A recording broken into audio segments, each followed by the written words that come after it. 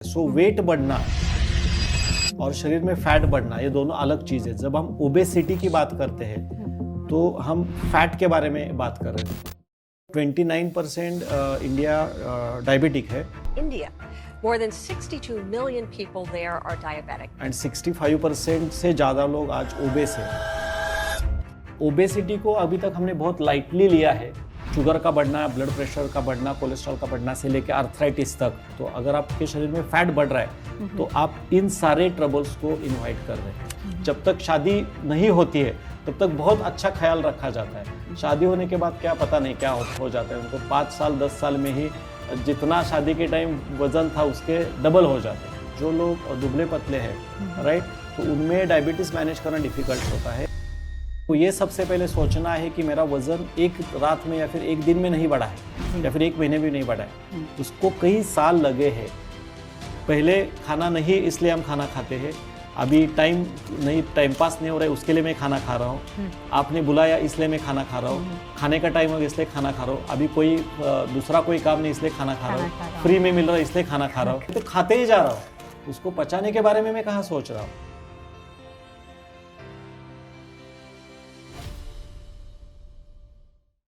जी hello, नमस्कार, आदाब दोस्तों, मैं हूँ स्नेहा और आप देख रहे हैं diabetes free for ever Hindi का ये ब्रांड न्यू पॉडकास्ट जिसका नाम है डियर डायबिटीज़। इस डियर डायबिटीज़ पॉडकास्ट में हम जानने वाले हैं डायबिटीज़ को बहुत ही करीब से और समझने वाले हैं डायबिटीज़ के सारे आयामों को तथा जानने वाले हैं डायबिटीज़ और उसे सही करने के तरीकों के बारे में। तो और इसीलिए हमारे साथ जुड़े हैं डॉक्टर भाग्येश कुलकर्णी, जो कि पुणे के वेल नोन वेलनेस कोच है और डायबिटीज़ रिवर्सल एक्सपर्ट है।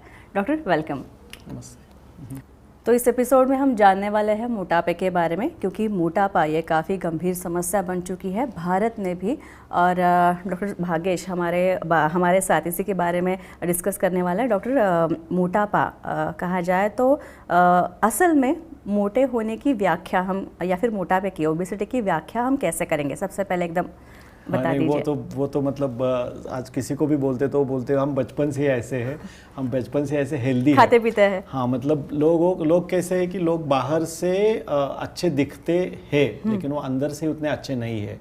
तो मोटापे की कोई भी मेरा नॉर्मल हाइट और वेट के हिसाब से हो सकता है या फिर BMI के हिसाब से हो सकता है या फिर पेट के ऊपर चर्बी बढ़ना। सो किसी भी कारण से अगर मेरे शरीर में फैट बढ़ता है, क्योंकि वेट का जब हम बोलते हैं ना, लोग हमेशा ये बोलते हैं मोटापे मेरा वेट बढ़ गया, तो वेट के कई सारे कंपोनेंट्स होते हैं। जब हम ओबेसिटी एज सच बोलते हैं तो ओबेसिटी में पर्टिकुलर ये देखा जाता है कि आपके शरीर में फैट मतलब चर्बी जो है वो ज़्यादा बढ़ती है।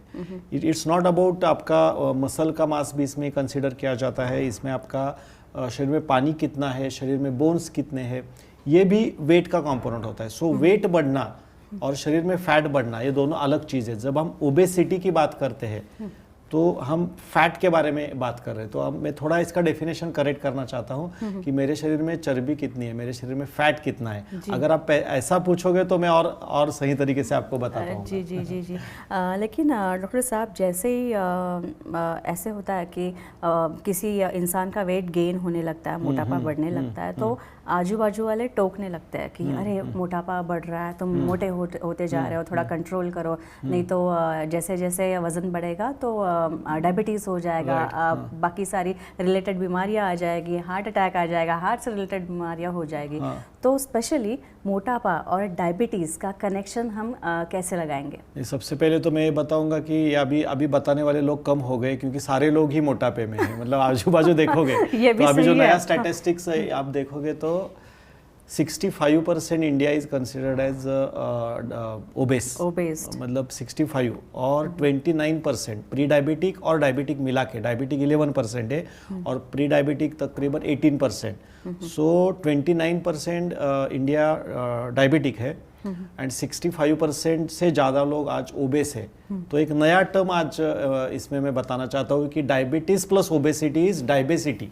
तो आज के जो सारे सिटीज़ है वो डायबिटीज़ और ओबेसिटी, और मतलब 65% मतलब एवरी अल्टरनेट से भी ज़्यादा जो लोग हैं वो आज ओबेसिटी के क्राइटेरिया में आ रहे हैं। और पहले कैसे था कि लोगों को खाना नहीं मिलता था और अंडर नरिशमेंट के वजह से लोग ज़्यादा उनकी डेथ होती थी या फिर उनको साइड इफेक्ट होते थे। अभी अगर आज देखेंगे तो ज़्यादा खाना खा के लोगों की हेल्थ ख़राब हो रही है या फिर वो तकलीफ में आ रहे हैं। तो डायबिटीज़ के बारे में बात करेंगे, ओबेसिटी के बारे में बात करेंगे, कोई भी लाइफस्टाइल डिसऑर्डर की जो रिस्क है, अगर हम डायबिटीज़ की बात करेंगे तो मुझे प्लेन ओबेसिटी है, मुझे बस मेरा वजन ज़्यादा है और मुझे बाकी कुछ तकलीफ नहीं है, और अगर मेरा वजन ज़्यादा है और अगर मुझे डायबिटीज़ भी है, मुझे ब्लड प्रेशर भी है, तो मुझे कॉम्प्लिकेशन होने के चांसेस और ज़्यादा बढ़ते हैं। तो अगर मुझे मोटापा भी है और उसके साथ मुझे डायबिटीज़ भी है, तो डायबिटीज़ के कॉम्प्लिकेशन होने की रिस्क 4x से बढ़ेगी। डायबिटीज़ के साथ मुझे मोटापे के साथ अगर ब्लड प्रेशर है या फिर मुझे फूफू करने की आदत है, स्मोकिंग भी मैं करता हूँ, अल्कोहल कंजम्पशन भी है, तो ये 6x बढ़ती है। और अगर मुझे डायबिटीज़ भी है, हाइपरटेंशन भी है और मैं एक जगह पे बैठ के, जिसको सीडेंटरी बोलते हैं, तो वो 10x हो जाएगी। और अनफॉर्चुनेटली अगर हम आजू बाजू देखेंगे तो आज 12 घंटे से ज़्यादा लोग एक जगह पे बैठे हैं, बिल्कुल भी एक्टिविटी नहीं कर रहे। खाना अगर हम देखोगे तो खाना हमारे पुराने लोगों की तरह ही है, हम जब भी टाइम मिले हम खाते ही रहते हैं, एक्टिविटी बिल्कुल नहीं कर रहे। और उसके साथ जो शरीर में फैट बढ़ रहा है, ये फैट बस आपके डायबिटीज़ को ही नहीं बढ़ा रहा है, आपके शरीर को वो और ज़्यादा एजिंग की तरफ लेके जा रहे हैं। हम जल्दी जल्दी बूढ़े बनते जा रहे हैं, हम इनएक्टिव बनते जा रहे हैं। सो बताने के लिए तो हम बोल रहे हैं कि हम विकसित भारत है, लेकिन अगर मेरी हेल्थ अंदर से खोखली है तो ये सारे मटेरियल और ये सारे जो विकसित भारत के साथ हम करेंगे क्या?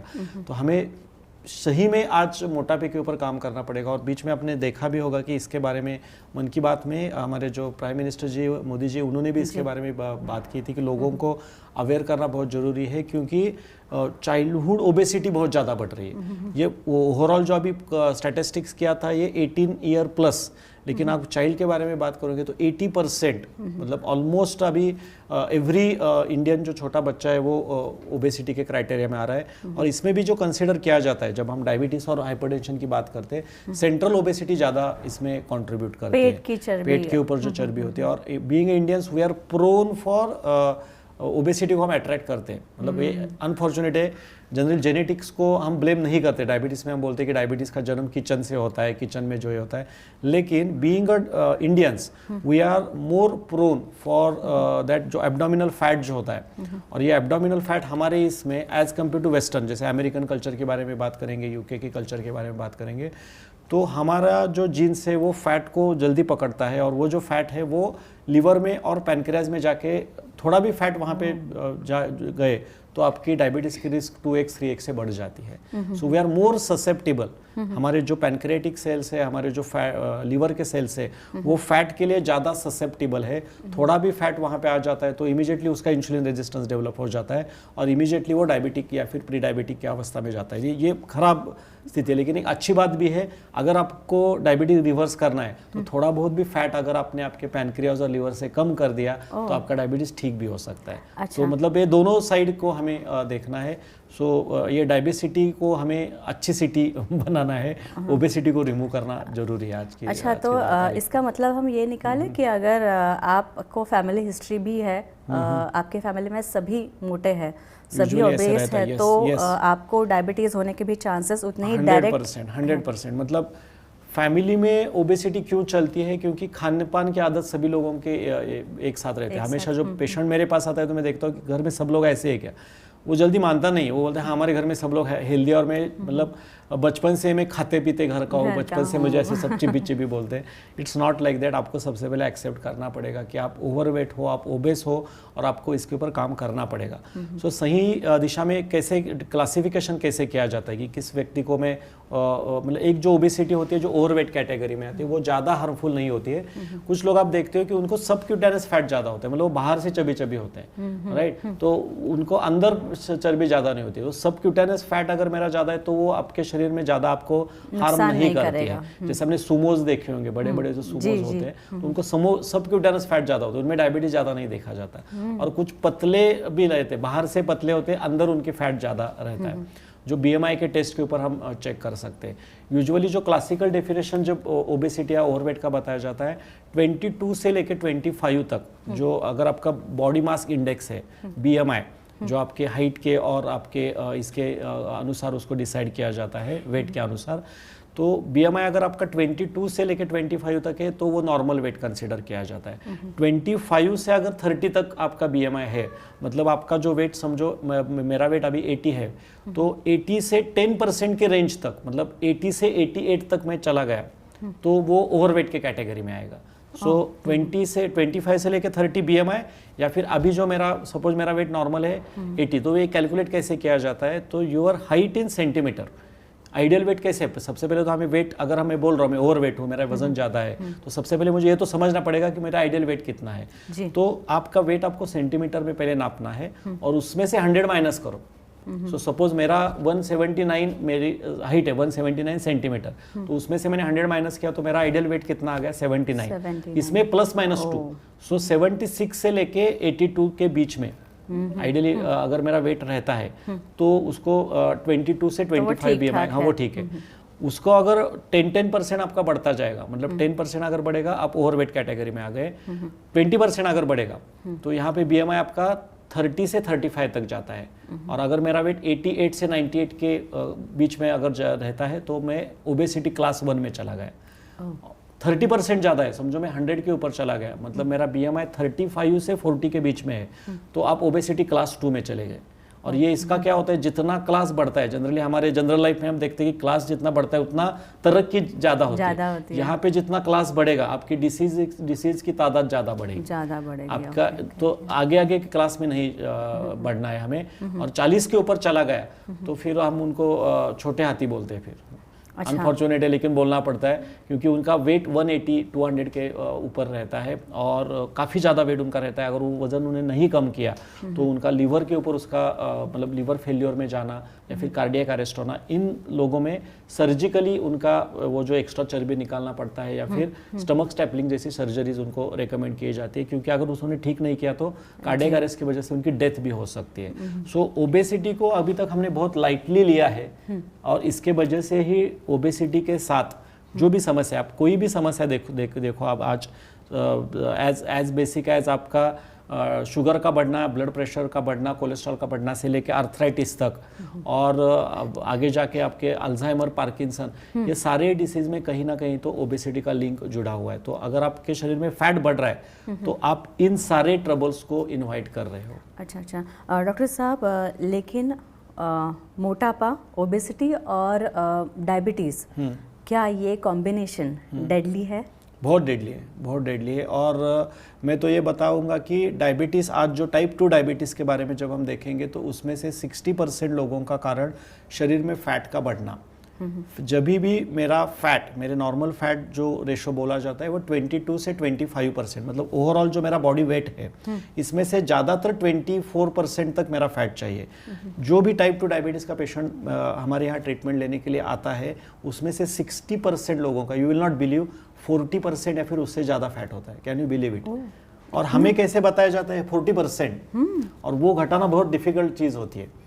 मतलब नॉर्मली आप हमें रेकमेंड कितना क्या, 24%। सो ओवरऑल ऐसा पाया गया है कि आपका फैट अगर 10% ज़्यादा बढ़ता है तो वहाँ से आपकी डायबिटीज़ की रिस्क 4x या फिर 5x से बढ़ती है। और दूसरा भी है, अगर आपके वेट के 10% तक अगर आपका वेट आप कम कर सकते हो तो वहाँ से आपका डायबिटिक रिवर्सल भी स्टार्ट होता है। सो ये जो 10% का जो वेट बढ़ना है वहाँ से आप समझ सकते हो कि कितना डायबिटीज़ के साथ उसका कनेक्शन है। और डायबिटीज़ के क्यों कनेक्शन है, क्योंकि इंसुलिन रेजिस्टेंस उसके इसमें बढ़ता है। मतलब मेरा जितना वेट बढ़ेगा उतने मल्टीप्लिकेशन में इंसुलिन रेजिस्टेंस बढ़ता है, वो प्लस नहीं होता है। तो जैसे हम बोलते हैं एक प्रोग्रेशन होता है एडिशन का और दूसरा होता है ज्योमेट्रिक प्रोग्रेशन का। सो जितना मेरा वेट बढ़ेगा उतना आपका इंसुलिन रेजिस्टेंस मल्टीप्लिकेशन में बढ़ेगा। जितना इंसुलिन रेजिस्टेंस आपका बढ़ेगा उतना आपका diabetes, blood pressure, thyroid, Parkinson, Alzheimer का रिस्क उतने % में बढ़ता जाएगा। अच्छा डॉक्टर साहब, ठीक ठाक हेल्थ होने वाले या फिर स्लिम होने वाले डायबिटिक पेशेंट और मोटापा की समस्या लेके आने वाले डायबिटिक पेशेंट्स, इन दोनों में सबसे ज़्यादा रिस्क किसको होती है? नहीं, दोनों को इक्वली रिस्क डायबिटीज़ की होती है, लेकिन जब हम डायबिटिक रिवर्सल की बात करते हैं, डायबिटिक रिमिशन की बात करते हैं, तो अगर आपका फैट इंड्यूस्ड, मतलब शरीर में चर्बी ज़्यादा होने के कारण आपका डायबिटीज़ है, तो वो डायबिटीज़ रिवर्स करना कंपैरेटिवली ईजी होता है क्योंकि उसको इवन एनिशिएंट साइंस है, फिर आयुर्वेदा में कफज डायबिटीज़ बोला जाता है। और जो कफज डायबिटीज़ होता है वो कंपैरेटिवली ईजी माना जाता है, या फिर उसका सोल्यूशन हमें अच्छी तरह से मिल सकता है, क्योंकि थोड़ा अगर हमने उनको कार्बोहाइड्रेट रिस्ट्रिक्ट किया, उनकी एक्टिविटी हमने बढ़ाई, फास्टिंग वगैरह थोड़ा उनको करने के लिए सिखाया, और उनका 5-6 kg भी वेट कम होता है, तो उनका डायबिटीज़ कंट्रोल में अच्छा आता है। लेकिन ये जो पतले वाले जो डायबिटीज़ होते हैं उनमें प्रॉब्लम क्या होता है, उनमें काफ़ी टाइम मसल लॉस काफ़ी ज़्यादा दिखता है, और ये मसल लॉस के साथ शायद उनका डायबिटीज़ एसिडिटी के कारण, शरीर में इन्फ्लेमेशन बढ़ने के कारण, कॉर्टिसोल स्ट्रेस बढ़ने के कारण होता है, जिसको वातज डायबिटीज़ बोला जाता है। तो इन लोगों में प्रॉब्लम क्या होता है, अगर ये सारी कैलोरी रिस्ट्रिक्शन, कार्बोहाइड्रेट उनके लिए भी जरूरत होता है, लेकिन उनका वेट अगर कम करेंगे तो वो और दुबले पतले हो जाएंगे, ऑलरेडी उनके शरीर में फैट नहीं है, तो शायद उनका मसल लॉस हो सकता है, और ये मसल लॉस होगा तो वो उनके लिए और ज़्यादा बॉडी को डैमेजिंग कर सकता है। तो उल्टा मैं बोलूँगा कि जो लोग दुबले पतले हैं, राइट, तो उनमें डायबिटीज़ मैनेज करना डिफिकल्ट होता है एज कम्पेयर टू ओबेस। लेकिन अगर आप ओबेस हो और आपने अगर वजन कम नहीं किया, आपका वेट कम नहीं किया, तो आपकी डायबिटीज़ की रिस्क बढ़ने के चांसेस ज़्यादा है। अच्छा, किस तरह से ये अफेक्ट करता है मोटापा, मतलब मोटे ओबेस्ड डायबिटिक पेशेंट को कैसे अफेक्ट करता है? सबसे पहले तो डायबिटीज़ वगैरह ये तो बाद में ये डिसऑर्डर दिखने के बाद, सबसे पहले हमारा सेल्फ स्टीम। क्यों हमें कभी भी देखो कैसे कि जन्म से ही ना हमें दो चीज़ों का मतलब नेचर ने, हम कितने भी बोलेंगे कि हम मानव है, मनुष्य है, हम ह्यूमन बीइंग्स है, राइट, हमने ये सब ये किए, कपड़े पहने, ये किया, सब हमें अच्छा चाहिए, लेकिन हमारा जो नेचर है उसमें दो चीज़ें हमेशा रहती है, एक अच्छा दिखना, right, and to attract opposite partner. ये तो बेसिक इंस्टिंक्ट हर ह्यूमन बीइंग में रहते हैं। तो आप भी देखते हो कि जब मुझे ओबेसिटी होती है, यहाँ से सब ऐसे पेट आगे आ रहा है, ऊपर नीचे से सब जगह फैट है, और जब मैं आईने में खुद को देखता हूँ, राइट, तो आपको अच्छा नहीं लगता है। तो सबसे पहले ओबेसिटी आपकी सेल्फ स्टीम और आपका कॉन्फिडेंस को कम करता है। तो ये क्वालिटी ऑफ लाइफ का सबसे बड़ा ये चीज़ है। और मैं हमेशा ये बोलता हूँ, बहुत सारे यहाँ पे मर्द रहेंगे, वो देखेंगे, आप मर्द बोलते हो, लोगों को मूछें भी होती है, राइट, तो यहाँ पे अगर आपको मूछें है और यहाँ पे आप दिखा रहे हो, तो यहाँ पे पीछे नीचे आपका पेट नहीं होना चाहिए, राइट, आगे आप ये अच्छे कोट पहनते हो, अच्छा आप ये बोलते हो, और खुद को अगर मर्द बोलते हो, राइट, तो यहाँ पे नीचे बोलना नहीं चाहिए, लेकिन ऐसा 7 months का, 8 months का, 9 months का पेट लेके मत घूमो, उसको ऊपर आपको हमें जरूर काम करना चाहिए। और लेडीज़ के लिए भी है होगा, लेडीज़ बहुत सारे क्या करते हैं, महिलाओं को वो एक्सक्यूज़ लेते हैं, राइट, कि मेरे तो अभी प्रेगनेंसी थी, मेरे तो ऐसा था, मेरा तो वैसा था। शादी के टाइम एकदम दुबले पतले, एकदम बहुत अच्छे रहते हैं, जब तक शादी नहीं होती है तब तक बहुत अच्छा ख्याल रखा जाता है। शादी होने के बाद क्या पता नहीं क्या हो जाता है उनको, 5 साल 10 साल में ही जितना शादी के टाइम वजन था उसके डबल हो जाते हैं, और फिर उनके हमेशा के लिए एक्सक्यूज होते नहीं, प्रेगनेंसी के टाइम जो बढ़ गया वो बढ़ ही गया, मेरे से होता ही नहीं है, ऐसा है वैसा है। तो सबसे पहले वो सेल्फ स्टीम आपकी अफेक्ट करेगा।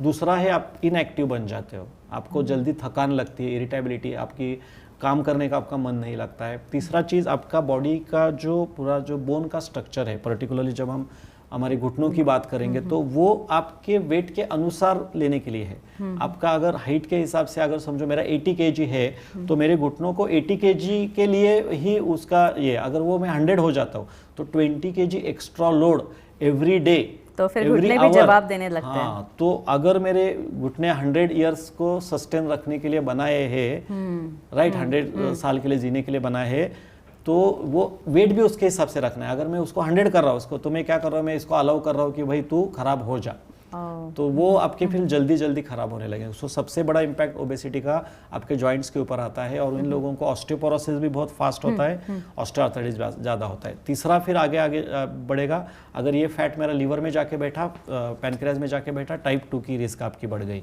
ये फैट अगर मेरे बॉडी में ट्रांस फैटी एसिड से आ रहा है, मतलब रिफाइंड चीज़ों से अगर ये फैट मेरे इसके ऊपर आ रहा है, तो वो मुझे एथेरोस्क्लेरोसिस या फिर स्ट्रोक की रिस्क भी, मतलब आपके आर्टरीज में जाके बैठेगा। सो आपके हार्ट अटैक की रिस्क भी इसके वजह से ज़्यादा बढ़ती है। तो ओबेसिटी आपको एक रिस्ट्रिक्टेड लाइफ की तरफ लेके जाता है, आपकी सेल्फ स्टीम आपकी खा जाता है। अब देखो, अगर मेरी पर्सनैलिटी अच्छी नहीं है तो मेरा परफॉर्मेंस भी कम होने लगता है। तो हर लेवल पे ओबेसिटी आपको अफेक्ट कर सकती है। तो इसको बहुत सीरियसली लेना चाहिए जी। और वजन कम करना चाहिए। जी, और लेकिन जी सही बात कही आपने, वज़न तो कम करना चाहिए क्योंकि आगे जाके वो डायबिटीज़ को भी अफेक्ट करेगा। लेकिन सबसे पहले जब हम कहते हैं ना, गाड़ी वहीं पे रुक जाती है कि वज़न कम कैसे करें, अब जो ये बढ़ा हुआ वेट है वो मैं कम कैसे करूं। तो उसके हिसाब से क्या करेंगे आप? नहीं, वज़न अगर बढ़ा है और वज़न मुझे कम करना है तो इसको शॉर्ट टर्म गोल मत बनाओ। आपको ये सबसे पहले सोचना है कि मेरा वज़न एक रात में या फिर एक दिन में नहीं बढ़ा है या फिर एक महीने में नहीं बढ़ा है, उसको कई साल लगे हैं। तो अगर मेरा 20 kg वेट एक्स्ट्रा है, so don't go for 20 weeks diet, 20 हफ्ते में ही कम करेगा। बॉडी ने पहले कोशिश की है और your body is adapted for this new change. So अगर मुझे मेरा 20 kg वजन लास्ट 20 साल में बढ़ा है तो मुझे कम से कम 20 मंथ्स तो देने चाहिए। हम गलती क्या करते हैं, हम कोई भी डाइट से या फिर कोई भी डाइटरी प्लान से या फिर वेट लॉस डाइट से ओवरवेल्म हो जाते हैं and we to try to reduce it. Body आपसे भी ज़्यादा आपसे स्मार्ट है, बॉडी को समझ में आता है। आपने ये क्रैश डाइट किया, आपने ये क्रैश कोर्स किया है, और क्रैश कोर्स एक बार दो बार करोगे आपको उतना ही इफेक्ट आएगा। मैं देखता हूँ लोग 5 किलो का डाइट, 1 वीक डाइट, वो कोई crazy diet, busy diet, right, और वो वहाँ से वो 5-6 kg कम करवाते भी है, लेकिन वो बॉडी को जो योयो इफेक्ट आता है, वो ऊपर नीचे ऊपर नीचे ऊपर नीचे जो जाएगा बार में, बॉडी बाद में वो टेम्परेचर अपना कम कर देती है। बॉडी को पता चलता है कि ये कुछ भी चीज़ लॉन्ग टर्म तक नहीं फॉलो कर रहा है, तो बॉडी उसको आदत में नहीं कन्वर्ट करती है। Most of the time people take this as a क्या बोलते हैं, लाइक उसको एक मुझे सज़ा दी कि सज़ा, पनिशमेंट की दौर पे उसको देखते हैं कि मुझे डाइट करना है। It should not be a punishment, right, you should be take that discipline. मतलब पनिशमेंट बहुत बार क्या होता है, वो बंदा अच्छी तरीके से कर रहा होता है, वो एक्सरसाइज भी अच्छी तरीके से कर रहा है, डाइट भी अच्छी तरीके से फॉलो कर रहा है, जो उसके आजू बाजू के लोग हैं ना, उसको लगता है इतना क्यों डाइट कर रहा है, इतना क्यों, क्योंकि वो देखने वाले को पनिशमेंट है, वो तो डिसिप्लिन में है, उसका तो अच्छा फर्क पड़ रहा है, उसको तो अच्छा लग रहा है। बहुत बार हम क्या करते हैं, लोगों के बहकावे में आ जाते हैं। लोग बोलते हैं थोड़ी इतनी जिम करनी होती है, थोड़ा ऐसा करना होता है, अरे थोड़ा भी खा ले। वो बोल रहा है कि नहीं मैं 7 बजे के बाद नहीं खाऊंगा, मैंने मेरा ये, लेकिन वो उसका बाहर उससे कुछ फर्क नहीं पड़ता, तू इतना भी नहीं मानेगा कि चल मेरे लिए। और फिर वो लोग जब आपको करते हैं और आपने अगर आपका डिसिप्लिन तोड़ दिया, फिर वही लोग क्या बोलेंगे आपको, देखो मैंने पहले से ही बोला था आपसे होगा नहीं। और अगर आपने सही तरीके से एफर्ट्स लगा के किया तो जो लोग आपको टोक रहे थे, जो लोग आपको बोल रहे थे कि आपसे नहीं होगा, वही लोग आपको अप्रिशिएट भी करते। तो इम्पोर्टेंट क्या होता है, जब भी मुझे वजन कम करना है, क्यों लोगों का नहीं होता है, ये जो आपने मुझे सवाल, because lack of self discipline and consistency. वो उनको पता होता है करना चाहिए, लेकिन वो ज़्यादा देर तक सस्टेन नहीं कर पाते हैं क्योंकि लैक ऑफ सेल्फ डिसिप्लिन। ये जो डिसिप्लिनरी एक्शंस जो लेने हैं उसको कंसिस्टेंसी के साथ, क्योंकि लाइफ में डेविएशंस काफ़ी ज़्यादा है, तो ज़िंदगी में काफ़ी जो सारी चीज़ें होती है जो अच्छी होती है वो बोरिंग ही होती है। तो मुझे सबसे पहले एक्सेप्ट करना है कि मुझे कंसिस्टेंसी के साथ जो भी बदलाव मैं डाइट में करूँगा, एक्सरसाइज में करूँगा, तो उसको एक लॉन्ग टर्म प्लान बनाओ। अगर मैं सोचूंगा कि मुझे मेरा 20 kg वेट 1 साल में कम करना है, 12 महीनों में, तो मैं उसको स्प्लिट कर सकता हूँ, तो थोड़ा आसान लगेगा। मैंने बोला कि 3 हफ्तों में मैं 10 kg कम करूँगा, तो बॉडी भी कंफ्यूज हो जाती है, आपके ऊपर भी टोल आ जाता है, आपके साथ आपके आजू बाजू के जो लोग हैं, जो आपके फैमिली मेंबर है, उनको भी आप परेशान करते हो, और वो इफेक्ट उतने दिन के लिए रहता है। आप 3-4 हफ्ते तक वो वजन कम करोगे और बाद में क्या करोगे कि चलो मैंने अभी 3-4 हफ्ते में वजन कम किया 10 kg, अभी मैं कुछ भी खा सकता हूँ। सो 3-4 हफ्ते में जो भी आपने एफर्ट्स लिए थे, आगे के 3 दिन में आप उसको पूरे ऊपर खराब कर देते हो। आपने कम 10 kg किया था, आपने भी काफ़ी सारे ऐसे लोग देखे होंगे, वो 1 महीने में 10 kg कम करते हैं, 6 महीने के बाद मिलने के बाद उनका 12 kg वजन फिर से बढ़ गया होता है। तो ये नहीं चाहिए। वेट लॉस करना है, वेट लॉस ये फिटनेस की तरह आपको देखना है। वेट लॉस मुझे डायबिटीज ठीक करना है, मुझे बस थोड़े दिन के लिए अच्छा दिखना है, ऐसे मत करो। I want to become healthy, I want to become fit, और मुझे मेरे मसल्स को भी डेवलप करना है, मैं अच्छा दिखना चाहता हूँ, और मुझे कैलोरीज भी कम करनी है। बैलेंस्ड अप्रोच होना चाहिए, ऐसे मुझे लगता है। जी डॉक्टर साहब, वज़न कम करना, डायबिटीज़ को रिवर्स करने के लिए जो जर्नी के ऊपर जाना है, तो उसको कैसे अफेक्ट करता है? 100%। अगर आप ओबेस हो, जैसे कि मैंने पहले भी बताया कि you need to reduce your 10% of body fat. 10% जब आप बॉडी फैट कम करते हो तब जाके आपका इंसुलिन रेजिस्टेंस 30 से 40% घटता है। अगर मुझे टाइप 2 डायबिटीज़ है और मुझे इंसुलिन रेजिस्टेंस मेरे शरीर में है और वो 70, 80, 90% तक बढ़ा है, तो उसको कम करने में वेट लॉस का, इवन अगर कोई मेरे यहाँ पे नॉर्मल वेट का या अंडर वेट का भी पेशेंट आता है तो उसको भी मैं बताता हूँ, भाई तुझे बाहर से नहीं दिख रहा है लेकिन तेरे बॉडी में भी 10-20% इंसुलिन रेजिस्टेंस चर्बी की वजह से हो सकता है। सो बी प्रिपेयर्ड कि पहले आपके 2 महीने में 3 महीने में what ever the carbohydrate restricted, calorie restricted diet जो हम आपको देंगे उससे आपका 2-3 kg वजन कम होगा। और अगर आप अच्छी तरीके से, सही तरीके से फाइबर वाली डाइट लेते हो, इंटरमिटेंट फास्टिंग आप अच्छी तरीके से करते हो और आप एक्टिविटी भी, एक्सरसाइज भी अच्छी तरह से करते हो, तो आप अंडरवेट होने के साथ अगर आपका वजन कम होता है तो वो आपके लिए बेनिफिशियल है। यह हमें समझना जरूरी है। बहुत बार होता क्या है कि जैसे जैसे हमारी उम्र बढ़ती है, सपोज मैं एट द एज ऑफ 30 मेरा वजन 60 है, ओके, बहुत सारे लोग बोलते हैं कि मेरा लास्ट 20 साल से 30 साल से मेरा वजन जितना है उतना ही है, मतलब 30 इयर्स में भी मेरा 60 kg था और एट द एज ऑफ 60 भी 60 kg है, तो मैं तो डॉक्टर फिर मुझे क्यों डायबिटीज हुआ, मुझे मेरे शरीर में कहाँ से फैट आया? तो ये बात हमें समझनी है कि जैसे जैसे मेरा एजिंग होता है, हर साल आफ्टर एज ऑफ 20 1% मेरा मसल लॉस होता है। तो अगर मेरा 30 के ऊपर मेरा 60 kg है और मैंने कोई एक्टिव मसल बढ़ाने के लिए एक्सरसाइज में नहीं कर रहा हूँ, मैं सिर्फ सिंपल वॉकिंग कर रहा हूँ, मेरी एक्टिविटी चल रही है और एट द एज ऑफ 60 में चला गया, तो एक्चुअली क्या होना चाहिए, 20 to 30% आपका वजन जो है मसल लॉस होने के कारण, मसल एजिंग के कारण जो मसल लॉस होता है, तो आपका 6 to 7 kg वेट कम दिखना चाहिए था। मतलब आइडियली अगर आप 20% भी कंसीडर करोगे तो 52 या 54 आपका वेट होना चाहिए, लेकिन आपका वेट कितना है, 60, तो आपका वेट सेम नहीं रहा। जो एक्स्ट्रा जो 6 kg है वो आपके शरीर में फैट अपने बढ़ने के लिए अलाउ किया। सो हमें ये बात समझनी है, जैसे जैसे मेरा एजिंग होता है, जैसे जैसे मैं आगे बढ़ता हूँ, तो मुझे इसका ध्यान रखना है कि मेरे मसल भी बढ़ते रहे। आइडियली ये बताया जाता है कि किसी भी व्यक्ति में 24% से ज़्यादा फैट नहीं चाहिए और 15 से लेके 25% के बीच में मसल मास चाहिए।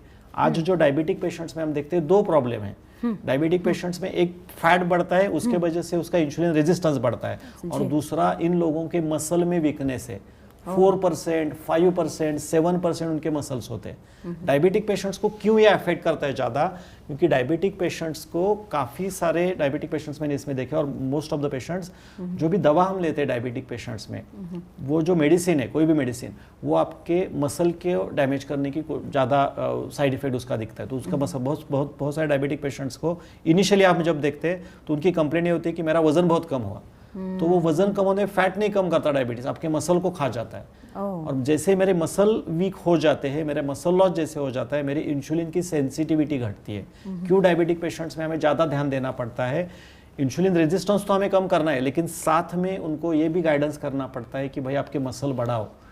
आपका पहले जो ट्रेंड था लोगों का, आप बहुत सारे लोग देखते हो कि ओबेसिटी के लिए वो बस वॉकिंग करते रहते हैं। तो वॉकिंग कैलोरी बर्निंग के लिए अच्छा है, वॉकिंग से आपके मसल नहीं बढ़ेंगे। सो जो नया ट्रेंड आया, अगर आपको वजन कम करना है तो आपको मसल स्ट्रेंथनिंग एक्सरसाइज ज़्यादा फोकस करने हैं, आपको फास्टिंग ज़्यादा करना है, आपको खाने में ऐसी चीज़ें इस्तेमाल करनी है जो आपका बेसल मेटाबॉलिक रेट बढ़ाएंगे। ये सिंपल कैलकुलेशन है। ओबेसिटी बढ़ती है मतलब क्या? मेरा फैट कहाँ से आ रहा है, क्यों आ रहा है?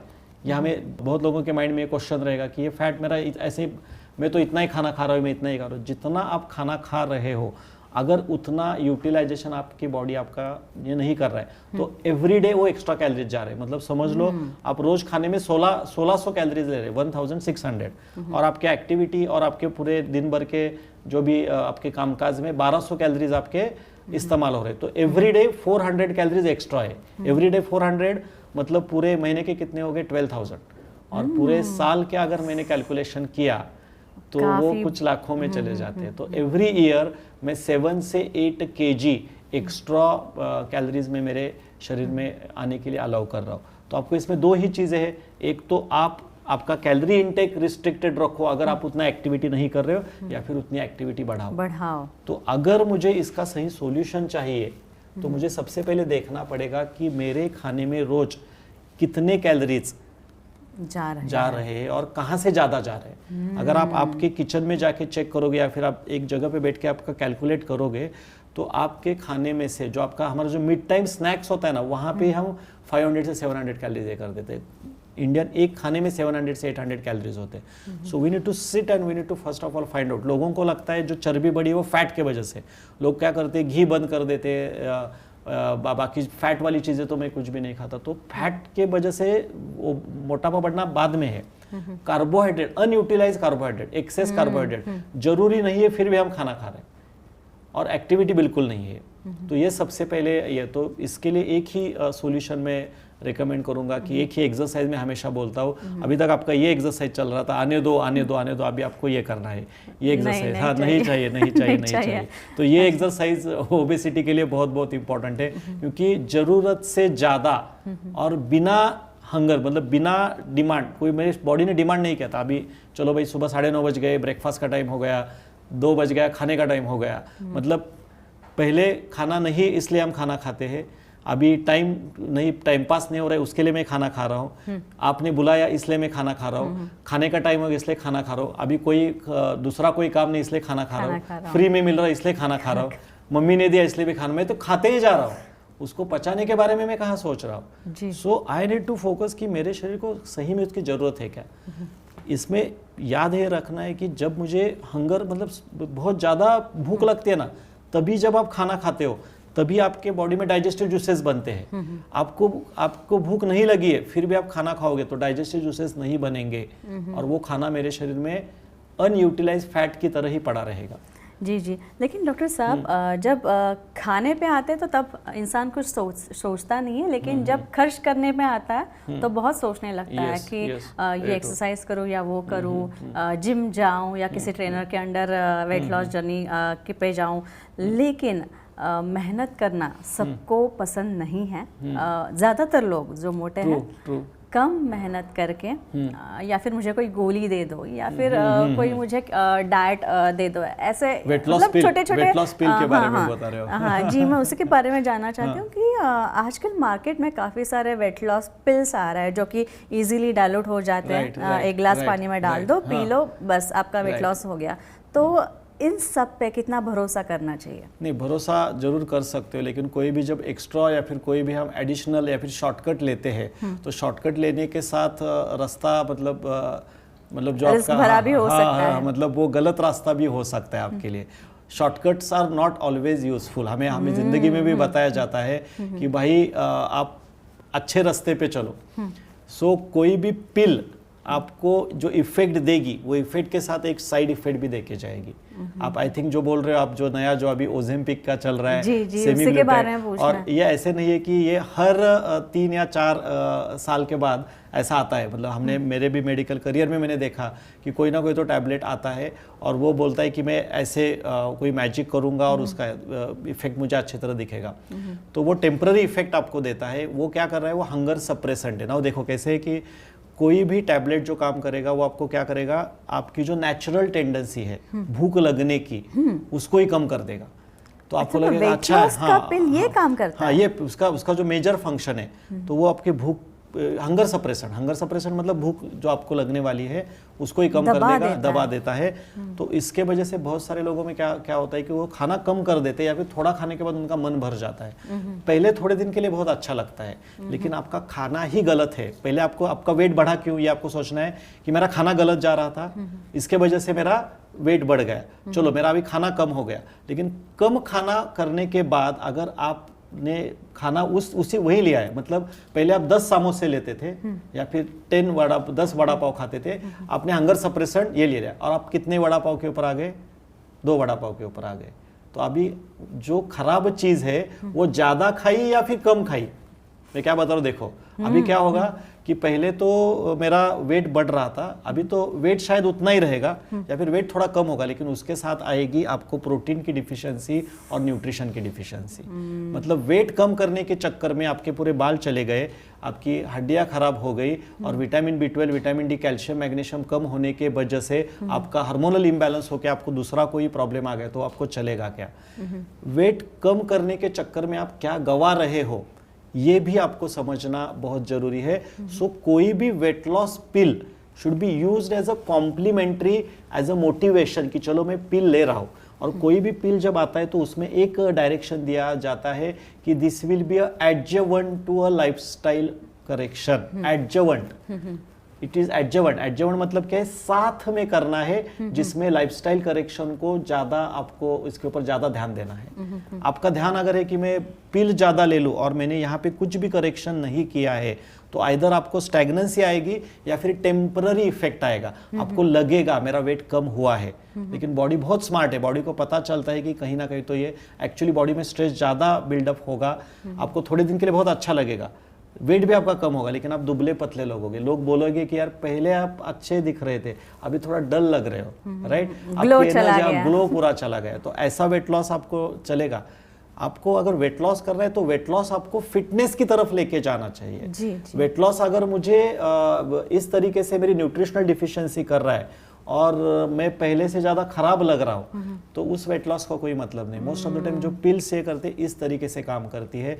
या फिर सर्जरी का भी, सर्जरी भी की जब हम बात करते हैं, कुछ लोग बोलते हैं चलो भाई वो सर्जरी करके मैं मेरा मोटापा, तो 100 में से एक व्यक्ति की इस सर्जरी के दौरान डेथ हो सकते हैं, 100 में से 1।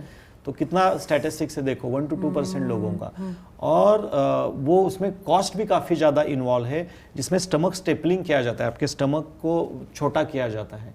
और इसके साथ आपका शायद वजन कम होगा, लेकिन उसके साथ जो आपके पैनक्रेटिक या फिर डाइजेस्टिव जो जूसेस है उसकी भी क्वांटिटी कम हो जाती है। बाइल के साथ गॉलस्टोन्स होना, एसिडिटी का तकलीफ होना, इरिटेबिलिटी बढ़ना, ये भी साइड इफेक्ट्स आएंगे। सो जैसे मैंने बताया, अगर आप शॉर्टकट का चांस ले रहे हो तो कभी कभी शॉर्टकट भी लॉन्ग कट हो सकता है, ये ख्याल आपको रखना है।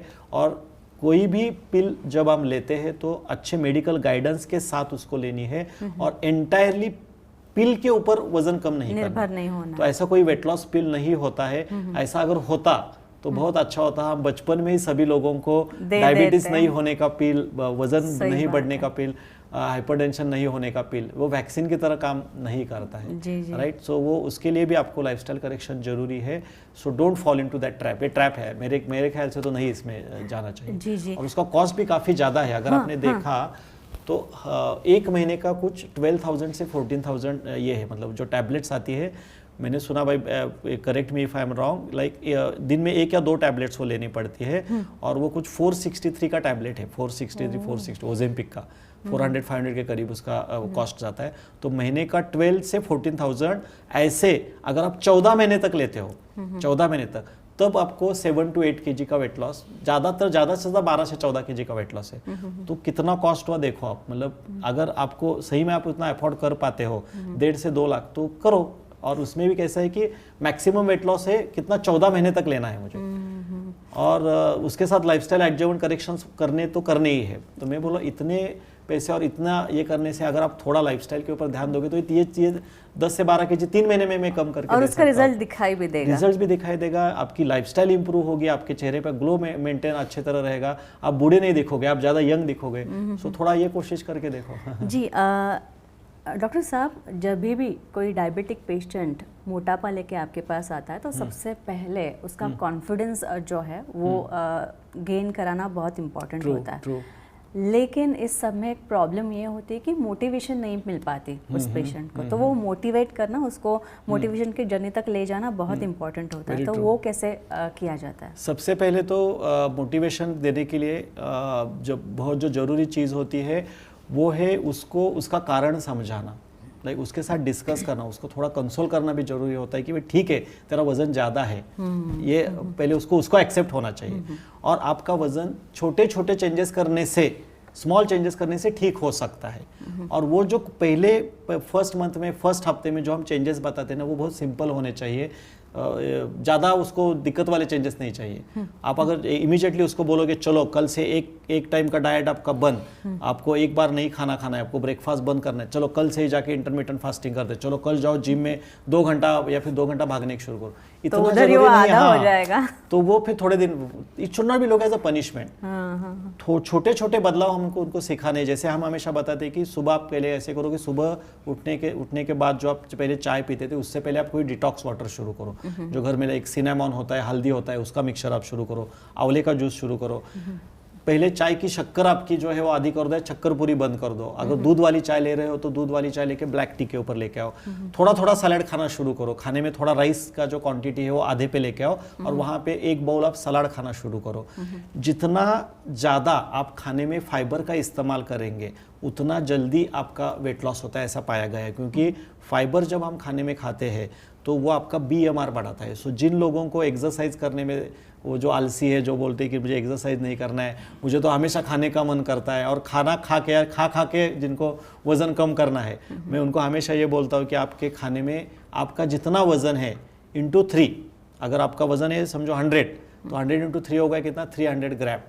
इतने क्वांटिटी में पहले सलाद आप चबा चबा के खाओ और फिर आपको जो खाना है वो आगे खाना शुरू कर दो। तो उससे 2 फायदे होते हैं।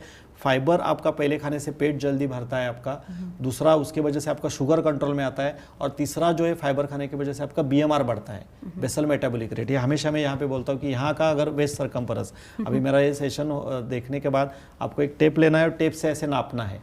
अगर ये 34 इंचेस से ज़्यादा है तो आपको डायबिटीज़ या फिर कोई भी लाइफस्टाइल डिसऑर्डर होने की ये ज़्यादा है। आई थिंक 70% इंडिया के लोगों का 34 इंचेस से ज़्यादा आएगा, और वो बोलेंगे ये तो क्या हो गई, मतलब ये तो नाइंसाफ़ी हो गई। लेकिन नाइंसाफ़ी नहीं है, ये फैक्ट है। तो ये फैट कम करने के लिए फाइबर सबसे पहले आपको मदद करेगा। तो अगर आपको वेट लॉस करना है तो पहले 1 महीने के लिए, 2 महीने के लिए स्मॉल चेंजेस करो।